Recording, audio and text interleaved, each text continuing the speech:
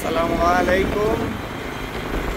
এইমাত্র আমরা এখন যে বাইকের লাইটের জন্য মিরপুর গিয়েছিলাম, সেখান থেকে লাইটটা ক্রয় করে নিলাম। লাইটের কোয়ালিটি খুবই ভালো। এখন ইনস্টল করতে হলে আমাদের লোকেশন অনুসারে যেতে হবে।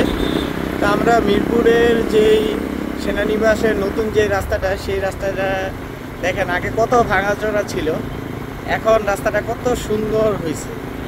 আসলে দেশের উন্নয়ন হলে এইভাবেই করতে হয়। রাস্তার ভিতরে দেখেন কোনো ধুলাবালি কিচ্ছু নাই, কোনো এবড়ো থেবড়ো কোনো কিছুই নাই। পরিবেশটাও কত সুন্দর।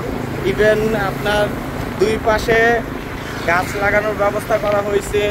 এই যে দেখেন, তো এই রাস্তাটা দিয়ে আসলে আমরা যখন কিছুদিন আগেই, মাসখানেক আগে যখন যাতায়াত করতাম, রাস্তার অবস্থা খুবই বেগতিক ছিল, এতই ভাঙা ছিল যে এই রাস্তা দিয়ে যেতে হইলে কোমর তো ব্যথা হইতে হয়। ইভেন বাইকের অবস্থা বা গাড়ি যেটাই যেত সেটার অবস্থা খুবই অবস্থা খারাপ ছিল।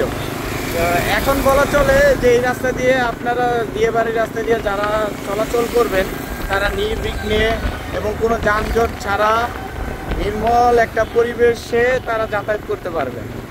তো আশা করি আপনারা যারা ঢাকার ভিতর দিয়ে চলাচল করতে চান যানজট এড়িয়ে, তারা এই দিয়াবাড়ির এই রাস্তাটা ফলো করবেন, ইভেন এখান দিয়ে চলাচল করবেন।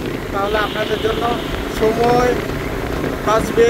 ইভেন যে রাস্তার যে ঝড়ঝুঁকি আছে এবং রাস্তায় যে একটা পরিবেশগত একটা দূষণ আছে, সেখান থেকে আপনারা পরিত্রাণ পাবেন এবং নির্বিঘ্নে আপনাদের গন্তব্যস্থলে পৌঁছে দিতে পারবেন।